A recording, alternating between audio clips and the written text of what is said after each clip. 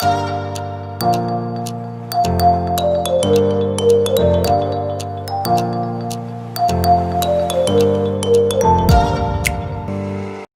guys, welcome back to our channel again. Today we will solve the 25th question of June leetcode challenge. So the question is find the duplicate number. So what we have to do is we have given an array of n plus 1 size in which there are n plus 1 elements in which each element is in a range 1 to n and one number is repeating, means one number is duplicate, so we have to find that duplicate one. So we can do this using three concepts.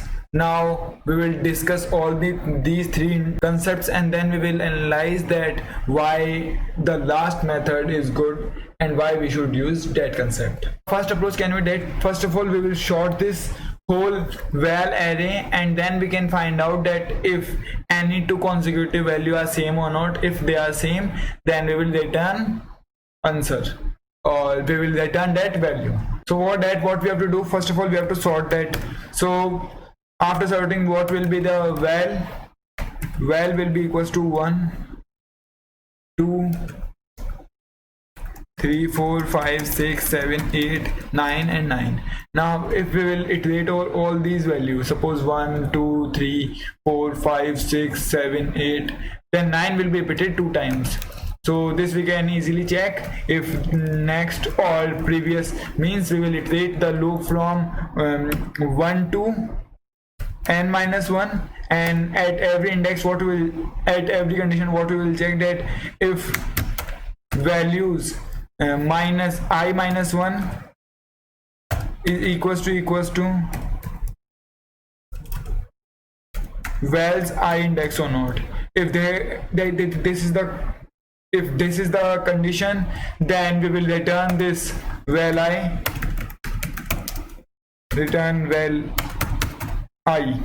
So this will be our first solution. Now we will calculate the time complexity, that how much it is using. So first of all, for sorting we will require n log n. So for sorting we all know that we required n log n. After that, for comparing every values we required n. So our final complexity will be 2 log of n. So our final time complexity will be 2 log of n, which is very high time complexity, so we will not consider this approach. So now we will discuss the second approach. So first of all, what we will do, we will convert this vector array into a set. So how we will convert, we will initialize a set t and we will convert this val into set. So now after that, what will be the t will be all the values from 1 to 9. So now what we will do, we will start iterating over these values and we will count the number of occurrence here in the element. Suppose if we will start iterating from 1 to 9, what we will do, we will first occur this, then this, then this.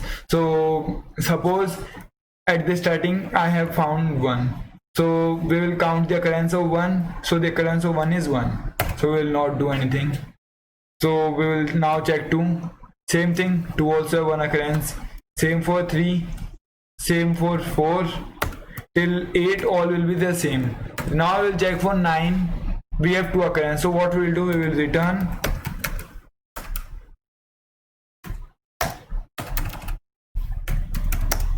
return 9. So if we return 9, we will got the correct answer. Now if we will discuss the time complexity in this also, what it will be, it will be n for the values which we will get and n for the searching part, that this counting part. So it will be n into n, so it will be n square. So the time complexity is much higher than previous also, so we will not use this sets concept. Now we will discuss the same approach using this example. So what we will do, we will make a linked list of this simply, and then what we will do, we will start iterating the two variables, the t and the h, and after the collision we will decrease the speed of h, and again they will meet at some point. At that point the value or the value on which they meet will be our answer. So we will understand this whole thing using this example. So first of all, what we have to make, we have to make a linked list. So we will make first linked list. So this will be the linked list which will be formed. Now here after 7, this will point 9th, and 9 is pointing this only. So we will form this as a linked list. Now what we will take, we will take two variables t starting from 2, and second variable we will take as h again starting from 2. Now what we will do, we will start iterating over these values 2, 9, 1, 5, 3 and that. So first of all, t will be starting from this index, then on this, then this, then this, all the values. Now if t moves 1, h will move 2. So in beginning t and h both are at 2. Now they both start moving, t will be here, h will be here. After first iteration, after second iteration, t will be here, h will be here. After third iteration, t will be here, h will be here. After fourth iteration, t will be here, h will be here. After fifth iteration, t will be here, h will be here. After fifth iteration, t will be here, h will be here. And after the last iteration, t will also be here and h will also be here. So we got the collision point. So we have collision point equals to 7. So after that we will keep h same as it is. So h will be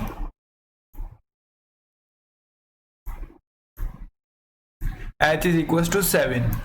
And what we will do, we will initialize t again equals to 2. So now t is pointing to this and h is pointing to 7. Now we will decrease the speed of h also.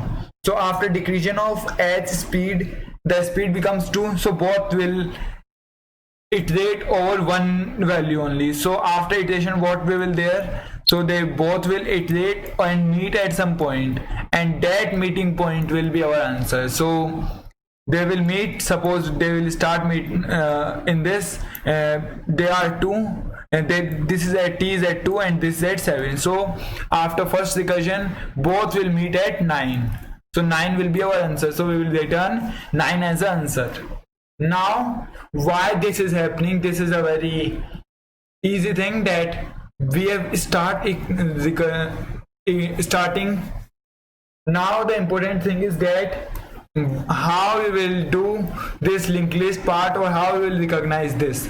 So what we will do, we will consider this as an address and this indexes as an address and these as a values. So suppose if we have 5, so it is storing the 5's index or 5's references there in this. Suppose it is 3, so it is storing this reference.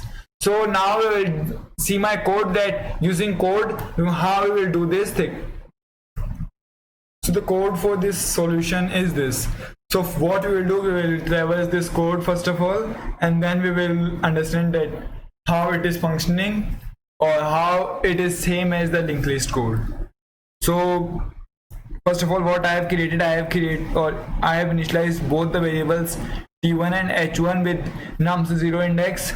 So t1 equals to 2 and h1 is also equals to 2.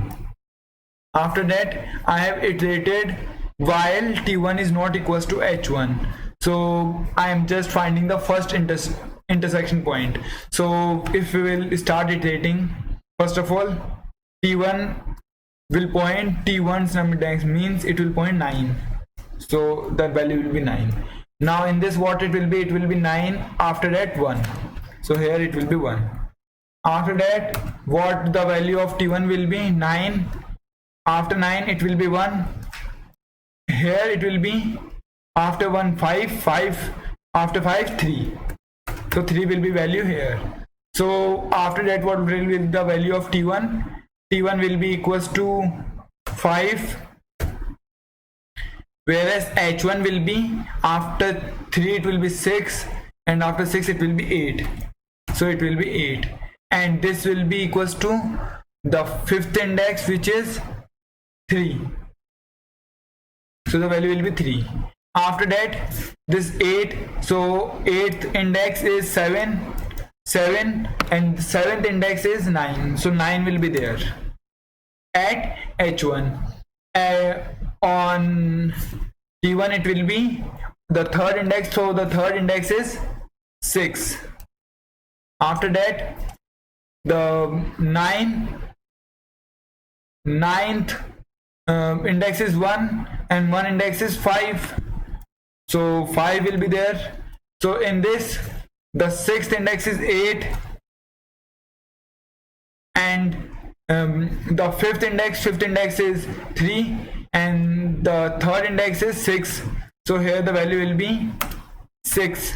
After that, this 8th index is 9, sorry, 8th index is 7, whereas this 6th index is 8, and 8th index is 7, so the value here will be 7. So at this point we have got T1 equals to 7 and H1 equals to 7, so that we got the breaking condition. So after that, what we have done, we have initialized T1 equals to 0's index, so it will be 2. Now again we have to do the same thing, but we have not done this H1 twice, so it will run once only. So after that, what will be these both pointing after first iteration? T1 will be pointing 9, and H1 will also point 9, because 7 index is 9, so these both are pointing 9, so these both are equal. So at the end I will return any of these. I can return H1 also and T1 also. So now you can see that if I return H1 or T1, it doesn't affect. So now you can see that the linked list and these code both are working similarly, so it does not require to use linked list implementation or virtual linked list we are using in this. We are just using the concept of linked list. We are not physically making any linked list in this code, so that's why we need to understand data structures, not by using coding only, by verbal or by thinking skills also, because in this linked list is used, but we have not created any linked list in this physical code, and at the end we have returned a variable only. With the help of variable we have used linked list. So this is the whole code. So now we will submit this question. So now if I submit the solution, I got correct answer. Thank you guys. For more such content, like, share, comment, and don't forget to subscribe.